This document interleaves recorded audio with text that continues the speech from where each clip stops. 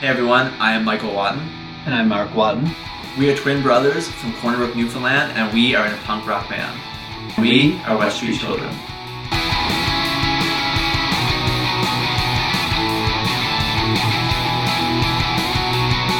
So we just wanted to use this video to give a little introduction to who we are and why we do what we do. So West Street Children comes from a street name in this town that we were born, and when we were younger, even before our time, our father used to tell us how West Street was this beautiful place where there was a ton of little local shops. It was just small business, and it was a beautiful street and probably the nicest street in the town. And when these bigger box stores started coming into the town, it started to shut a lot of these smaller businesses down.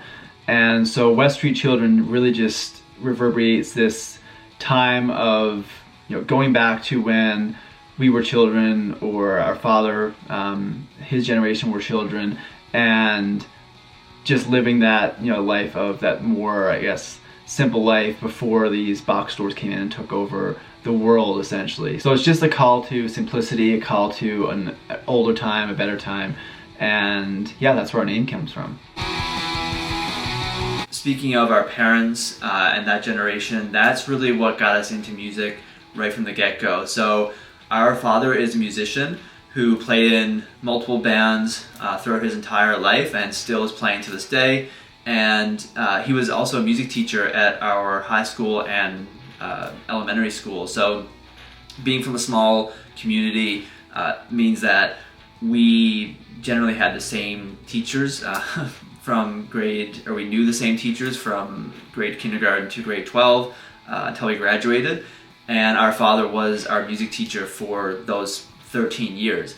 And that meant that we had exposure to a lot of musical instruments around the house, and just music in general, a lot of exposure to that. Interestingly enough, though, we didn't really start playing any music, at least, like anything like guitar or singing or anything like that, until we were probably about 12 or 13 years old. Before that, we were still musically inclined. We were still into the idea of music.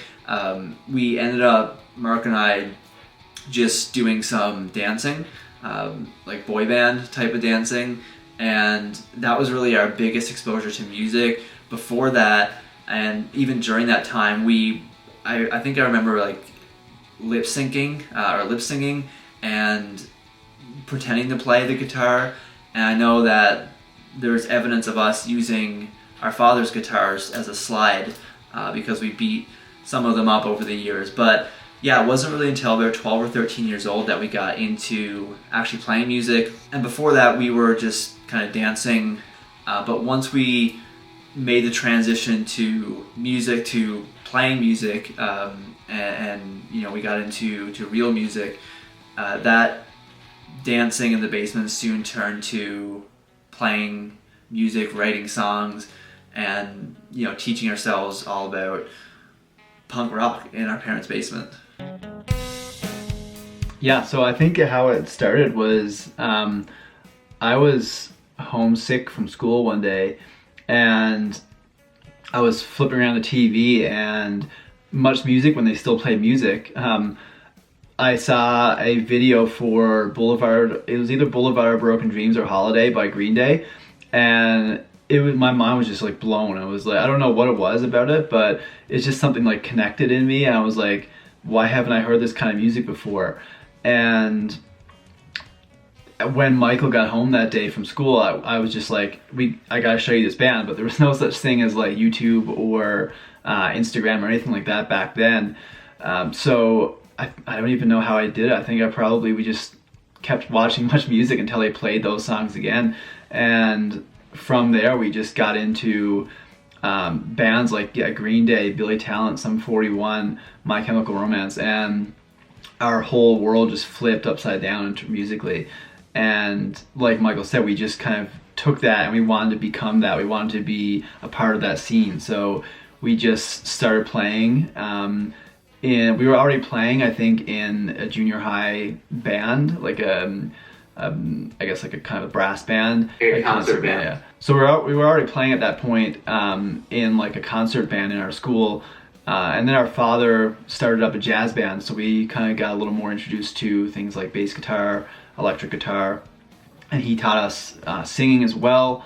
So he really did have a big part in helping us develop not only the love for music, but the skill behind it as well. And yeah, I mean, it's weird because I think that was probably the only time I can remember anyway that I went to school when you were sick, or vice versa. Like, we would always just, if he was sick and I wasn't, I would either pretend I was sick or just say I didn't want to go, or vice versa. We've always been that close with each other, so it's been really cool that we've been able to connect with the music as well and just keep that going. And it might seem kind of weird that we're talking about this and sitting in separate rooms, and we're actually in separate countries right now. Mark is in Colorado in the US, and I am in Victoria, British Columbia in Canada. So there's a whole story behind that. We could probably get into that in a different video, but as of right now, we're separated, and we don't tend to stay separated too long. This is just a temporary thing, but yeah, that's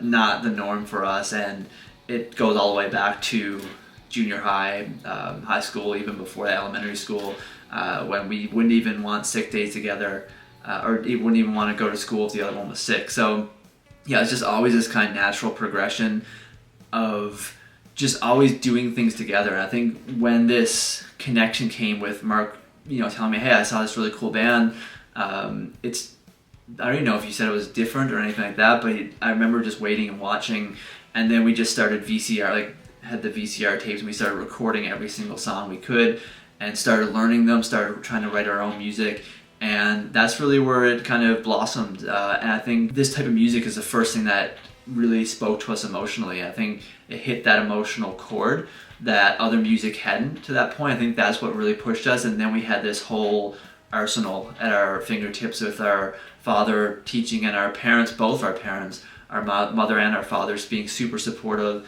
And now both our parents play music. Yeah, I mean, it started, we started writing songs for no one but us in our parents' basement, and just, belting out music. This was before YouTube, before Instagram, before social media. And it just really felt like the most natural thing to us, and probably the best way I could describe, and still up to this day, the best way I can express myself is through music.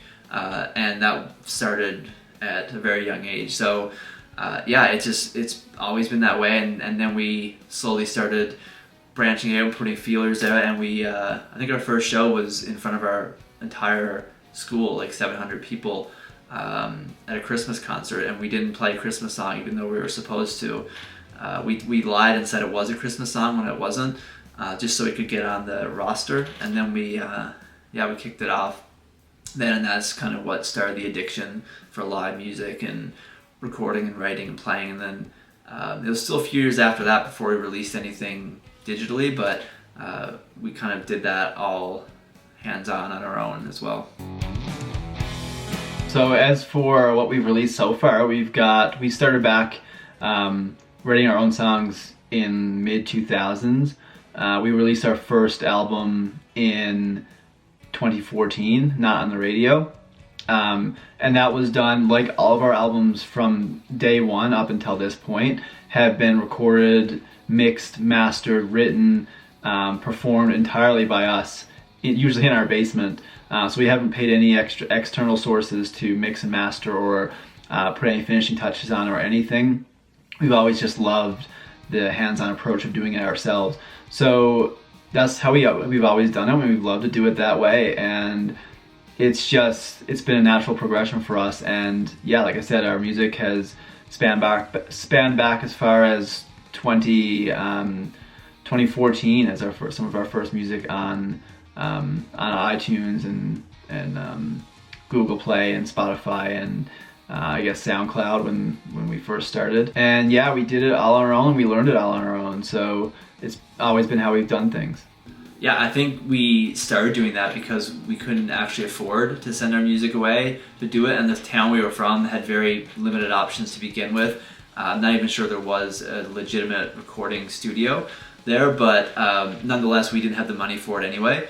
So we just tried to learn on our own, and we use floppy disks and like program drums and floppy disks and like CD-ROMs, and then I think it was a program called Cakewalk that we used to record our first album. We had no idea what we were doing, absolutely no clue about recording or mixing or anything like that, but we wanted to do it on our own, partly because of the money, but also because I wanted to learn, and we both wanted to learn. And I think over time we just developed a love for that part of the music as well. Live music will always be our greatest passion, but we really do love recording studios. We do love mixing, mastering, hearing the songs kind of come together, being able to change things on our own. And Mark and I have such a bond and a kind of an eerie bond that, you know, we're always bouncing ideas off each other, and if I get stuck in a piece, he writes that piece, or vice versa. And we're always just, even now being in different countries, we'll do this, we'll just jump on a call and just try to write together. So it's always been that way. And yeah, it's been a ride. And we hope that, you know, with this video, we're speaking to a brand new audience, and maybe people that didn't know any of this story before, who has been with us for the last 10 years plus. So yeah, just I guess a thank you to everybody who's here, who's watching this video, who may have just discovered us, or who have maybe been a listener for the last 10 years. We appreciate every single one of you, and yeah, keep rocking. Thank you guys.